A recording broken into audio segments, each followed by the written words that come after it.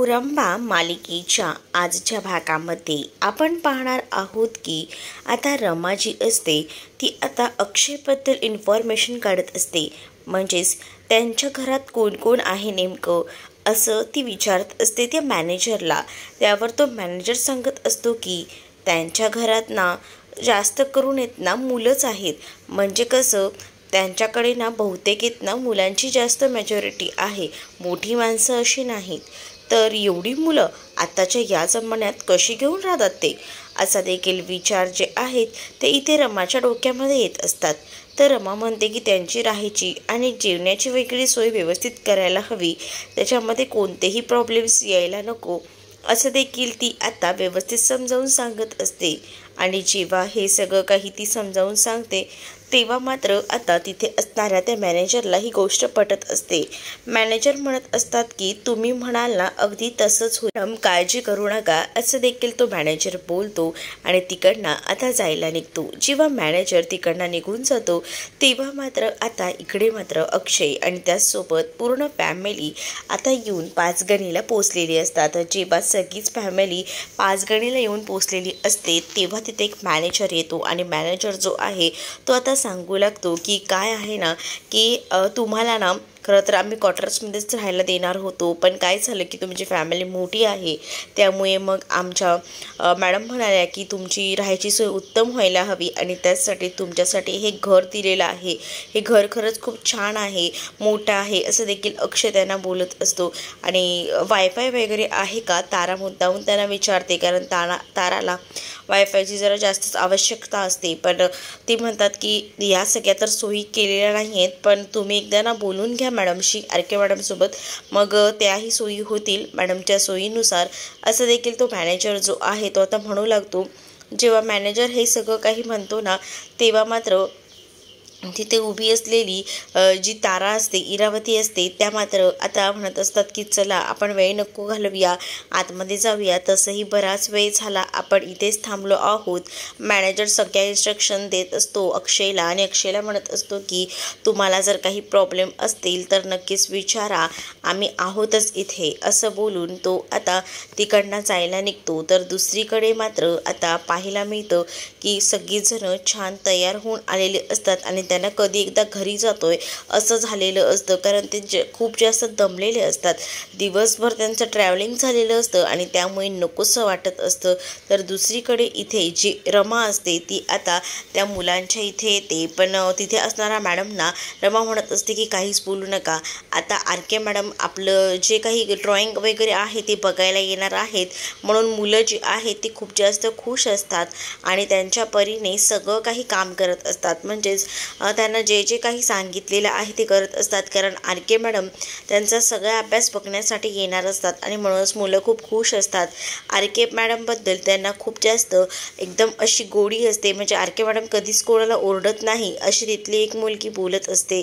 त्यावर रमाच्या डोळ्यात अक्षरशः पाणी येतं. रमा विचार करते, आज जर माझी मुलगी असली असती ती सुद्धा अशीच बोलली असती ना, असाच विचार कुठेतरी जे आहे तिथे असणाऱ्या त्या रमाच्या डोक्यामध्ये येत असतो. तर दुसरीकडे मात्र जी आरोही असते आणि सगळेजण घरामध्ये येतात, तर घरामध्ये खूप जास्त धूळ असते हे त्यांना दिसतं आणि धूळ खूप जास्त असल्यामुळे आता त्या विचार करतात की चला आता आपल्याला साफसफाई करायला हवी. तर अर्था म्हणत असते की तुम्ही सगळेजण बाहेर थांबा, राणी आणि मी मिळून ही पूर्ण साफसफाई करून घेतो आणि आबासुद्धा आहेत, म्हणजे रमाकांत काका.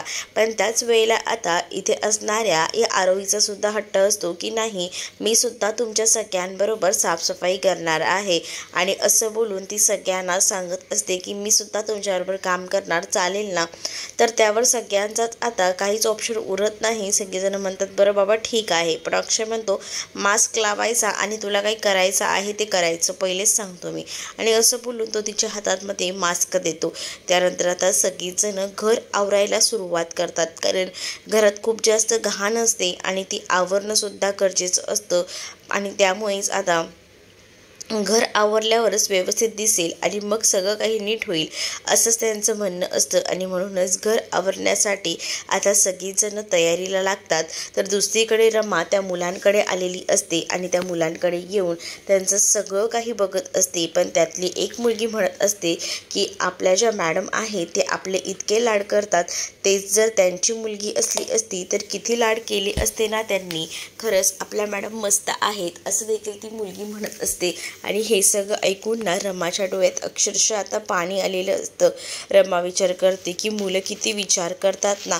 दुसरीकडे पूर्ण साफसफाई पूर्ण होते. त्यामुळे आता जी आरोही असते ती खूप जास्त खुश असते. खरं तर आरोही याच गोष्टीसाठी खुश असते कारण ती आता पाचगणीला आलेली असते आणि पाचगणीला रमा तिला भेटणार असते असं तिला कुठेतरी वाटत असतं. तिचं मन तिला सांगत असतं आणि म्हणूनच ती खूप जास्त अशी खुश असते. तर दुसरीकडे मात्र आता जी रमा आहे ती तर आपली कामं करतच असते. पण इकडे अक्षयला आरोही बसवते आणि दिसते त्याचे हातपाय वगैरे दाबू लागते. तर अक्षय म्हणत असतो की काय झालंय काय नेमकं. तर आरोही म्हणते की मला ना खूप जास्त आनंद झालाय आपण पाचगणीला आलोय म्हणून. म्हणजे बघा ना आता मला इथे माझी आईसुद्धा भेटेल ना. असं म्हटल्यानंतर आता अक्षय एकदम स्तब्धच होतो. तर अक्षय जो आहे तो आता आरोहीला समजवायचा प्रयत्न करतो.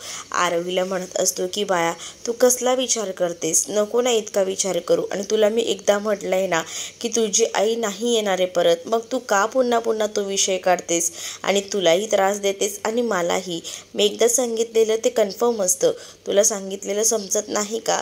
तर आरोही म्हणते की बरं बाबा ठीक आहे. कारण आता आरोहीसुद्धा काहीच बोलू शकत नसते अक्षय समोर जास्त. पण तिला तिच्या आईला भेटायची ओढ असते. अक्षय तिकडनं निघून गेल्यानंतर ती आपल्या मनातील गोष्टी अर्थासोबत शेअर करते. ती म्हणत असते की मला बाबा म्हणतोय पण माझ्या मनाला माहिती आहे की माझी आई इथेच आहे, त्यामुळे मी माझ्या आईला शोधल्याशिवाय शांत बसणार नाही असं देखील तिचं म्हणणं असतं. आणि ती अर्थाला आता मिठी मारते. दुसरीकडे आता अक्षय कामाला निघणार असतो आणि म्हणूनच सगळी जोरदार तयारी सुरू असते. कारण अक्षयचं औक्षण करायचं, कारण पहिलाच दिवस असतो ना त्याचा कामाचा, मग त्याला असंच कसं पाठवायचं. अक्षय तिथे येतो तर आरोही त्याला म्हणते की बाबा इथे थांब ना, बाबा इथे थांब. आणि असं बोलून ती आता बाबाला तिथे थांबवून घेते. आणि त्याच वेळेला आता तिला खरं तर औक्षण करायचं असतं आणि म्हणूनच तिने अक्षयला थांबवून घेतलेलं असतं. अक्षय म्हणतो हे सगळं काय आहे. आणि अक्षयला आता ती म्हणत असते की बाबा थांब, हे बघ हे अशा पद्धतीने मला औक्षण करायचं होतं ना म्हणून तुला थांबवलं. आणि असं बोलून ती आता त्याला थांबवते आणि त्याचे लाड करत असते. पण इरावती म्हणते की बघितलंच ना या मुलीचे असंच लाड करत राहिलास ना तर ही डोक्यावर बसेल. त्यावर आरोही म्हणते की मला बाबाच्या डोक्यावर नाही तर खांद्यावर बसायचं आहे आणि मला तेच आवडतं. तर अक्षय म्हणतो तू डोक्यावर काय आणि खांद्यावर काय कुठेही बसशील ना तरीही मला आवडेल. तर आरोही जी आहे ती खूप जास्त हसत असते. तेवढ्यातच तिथे असणारी जी इरावती असते ती अक्षयला घड्याळ दाखवते आणि म्हणते की ऑलरेडी उशीर झालाय, चल निघायला हवं. आणि असं बोलून त्याला तिकडनं लवकरात लवकर जायला सांगते. कारण त्याच्या ऑफिसचा आज पहिलाच दिवस असतो आणि त्याने उत्तम काम करावं असंच वाटत असतं. तर दुसरीकडे मात्र आता जो अक्षय असतो तो आता आरोहीला म्हणतो की चल मी जाऊन येतो, मला काम आहे, तोपर्यंत तुम्ही सगळीजणं घरी थांबा. आणि त्यानंतर आता तो कामावर जायला निघालेला असतो. दुसरीकडे रमा जी असते ती आरशात उभं राहून कोणते इयरिंग्स घालायचे याचा विचार करत असते. उजव्या कानात वेगळा आणि डाव्या कानात वेगळा हे असे इयरिंग्स घालून ती बघत असते. तेवढ्यातच तिथे आता आलेला असतो तो म्हणजे साई. साई म्हणत असतो की खरं तर ना मॅडम तुमच्याकडे काम होतं. अरे की मॅडम जायला उशीर होतोय, जायचं आहे का असं देखील म्हणतो. त्यावर रमा त्याला म्हणते की तुम्ही मला आर के मॅडम असं का म्हणताय, तुम्ही फक्त रमा म्हणाला तरीही चालेल कारण आता आपलं लग्नही होतंय. त्यावर आता जो साई असतो तो म्हणत असतो की माफ करा मॅडम पण मला असं वाटतं की आपल्यातलं ते अंतर अजूनही कमी झालेलं नाही आहे. कारण आपण जे काही लग्न करतोय ते पूर्ण जगाला दाखवायला करतोय, आपल्या स्वतःसाठी थोडी करतोय. म्हणूनच मला असं वाटतं की माझ्या नजरेत तुमचं जे नाव आहे ते अजूनही मी स्पष्ट बोलू शकत नाही. त्यामुळे रमा मॅडमच ठीक आहे. त्याच वेळेला आता तुमच्या मनात तुमचा नवरा म्हणून फक्त एकाच माणसाची इमेज आहे, ती म्हणजे अक्षय. अक्षयचीच इमेज आहे आणि मग मला असं वाटतं की नको मला हे सगळं, कारण मला माहिती आहे की नक्कीच तुम्ही मला कधी ना कधी ॲक्सेप्ट करालच. 7 वर्ष झाली आहेत ना, मग अजून 2 वर्ष लागतील तुम्ही मला ॲक्सेप्ट करायला, पण करालच ना. त्यामुळे मला नको आहे हे सगळं काही, असं देखील आता तो म्हणत असतो. त्याच वेळेला आता रमाच्या डोळ्यात अक्षरशः पाणी आलेलं असतं आणि रमा जी आहे ती आता पाहत असते. तर दुसरीकडे अक्षय जो आहे तो आता कामावर आलेला असतो आणि अक्षय जेव्हा आता कामावर येतो तेव्हा त्याचं लक्ष सगळीकडे असतं, कारण त्याने व्यवस्थितपणे कामाची मांडणी करायचं ठरवलेलं असतं. तिथे असणारा तो एक माणूस असतो, तो पूर्णपणे अक्षयला काम समजावून सांगत असतो. अक्षय म्हणत असतो की हो मला आता समजलं आहे, म्हणजेच कोणतं जेवण कोणत्या टायमिंगला मुलांना द्यायचं, ब्रेकफास्टला काय, या सगळ्याची मांडणी त्याला समजावून सांगणारा तो माणूस असतो. त्याच वेळेला तुम्हाला मुलं किती आहेत, तुमच्या मुलांचे ॲडमिशन्स झालेत का, असा प्रश्न देखील आता अक्षयला करण्यात येतो. तर अक्षय म्हणतो की नाही, मुलांचे ॲडमिशन राहिलेत, मला 4 मुलं आहेत. 4 मुलं ऐकल्यावर या जमान्यात तुम्हाला 4 मुलं, असं देखील तिथे असणारा माणूस म्हणत असतो. पण आता अक्षय म्हणत असतो की हो मला 4 मुलं आहेत आणि त्याचबरोबर 4 मुलं वेगवेगळ्या डिव्हिजनमध्ये आहेत हे देखील तो सांगत असतो. त्यावर मात्र ते म्हणत असतात की उत्तम, तुमची सगळी सोय होऊन जाईल, तुम्ही काळजी करू नका. त्याच वेळेला ते सगळं जेवणाचं सांगत असतात आणि आर.के. मॅडमना परफेक्ट लागतं जेवण, कारण आर.के. मॅडम टेस्टिंगला सुद्धा येतात. जर काही जळलेलं असलं, काही कोणती फोडणी जळलेली असली ते सुद्धा आर.के. मॅडमना एका चवीमध्ये कळतं, कारण आर.के. मॅडम या सगळ्याकडे विशेष लक्ष देतात. कोणीही गरीब असू दे, कोणीही असू दे, इथे व्यवस्थितच जेवण मिळतं असं देखील आता सांगण्यात येतं. आणि जेव्हा हे सगळं काही अक्षयला सांगण्यात येतं, अक्षय म्हणतो की तुमच्या आर.के. मॅडम खरंच खूप ग्रेट आहेत, म्हणजेच बघा ना व्यवस्थित सगळ्यांना जेवण देतात, सगळं काही व्यवस्थित केलं जातं, यातच मला खूप जास्त व्यवस्थित चांगलं वाटतंय. आणि तुम्ही काळजी करू नका, मुलांच्या जबाबदारी माझ्याकडे आहे ना, तर ती उत्तम पद्धतीने मी व्यवस्थित करेन आणि मुलांच्या खाण्याचंच ना तुम्ही सांगितलं त्या पद्धतीने सगळं काही होईल, काळजी करूच नका तुम्ही, असं देखील अक्षय त्यांना सांगत असतो. दुसरीकडे तारा जी आहे तिचे कपडे विसावलेले असतात आणि म्हणूनच ती आता आरताला हाक मारते. आरता तिथे येते, पण आरताच्या डोळ्यामधला चष्मा जो असतो तो खाली पडतो. तर मुद्दामून तारा जी आहे ती आरताचा चष्मा तोडते. का तर आतापर्यंत अर्थाला यायला उशीर झाला होता, तिने बराच हाका मारल्या होत्या आणि अर्था आली नव्हती ना, म्हणून तिने आता अर्थाचा चष्मा जो आहे तो तोडलेला असतो. बिचारी अर्था जी आहे ती खूप जास्त रडकुंडीला येते. ती म्हणत असते की माझा हा ड्रेस शिवून दे. तर अर्था म्हणते की मी कसा शिवू, माझ्या डोळ्याला चष्मासुद्धा नाही आहे, मला दिसणार नाही. तर तेवढ्यातच तिथे आता आरोही आलेली असते. आरोही म्हणते की काय झालं आहे ताई, तू का रडत आहेस. त्यावर आता अर्था सांगते की बघ ना, ताराताईंनी मला हा ड्रेस शिवायला सांगितला, पण बघ माझा चष्मा त्यांनी तोडून टाकला, आता मी हा ड्रेस कसा शिवू. आरोही म्हणते की तू काळजी करू नकोस, चल. आता आरोही विचार करते की आरताला आपण सपोर्ट करूया, म्हणजेच आरताची जबाबदारीसुद्धा आपण घेऊया आणि तो ड्रेस शिवूया. तर दुसरीकडे अक्षय जो आहे त्याचं सगळं जेवण वगैरे बनवून झालेलं असतं आणि त्याच वेळेला तो आता जेवणाच्या ताटाची सुद्धा मांडणी व्यवस्थितपणे करत असतो. तर हे सगळं तो करत असताना त्याच्या डोक्यामध्ये आरोहीबद्दलचे विचारसुद्धा सुरू असतात, कारण आरोही घरात एकटी आहे आणि त्यामुळे आरोहीचं सगळं काही नीट व्हायला हवं. त्याचसोबत तिथे असणारे जे असतात ते सांगत असतात की बघा तुम्हाला तर मी सगळं सांगितलं आहे, त्या पद्धतीनेच तुम्हाला करायचं आहे, कारण आर.के. मॅडम आता कोणत्याही क्षणी टेस्टिंगसाठी येतील. तर रमा आता सगळं काही जेवण टेस्ट करायला येणार असते. पण दुसरीकडे अक्षयचा अचानकपणे फोन वाजतो. अक्षयचा फोन वाजल्यामुळे अक्षय जो आहे तो फोन रिसीव करतो, कारण इथे ना आरोही आणि अर्था ह्या दोघीही जणी बसलेल्या होत्या आणि त्याच वेळेला अचानक ड्रेस शिवत असताना आरोहीच्या हाताला सुई लागलेली असते आणि त्यामुळे ती खूप जास्त ओरडत असते.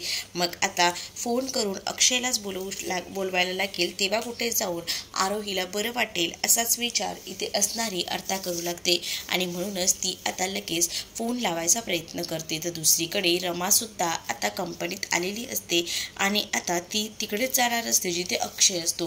तर इकडे मात्र आरताने आता कॉल केलेला असतो. आता कॉल करून अक्षयला सांगत असते की इथे ना आरोहीच्या हाताला सुई लागली आहे आणि तिला लागलेला आहे.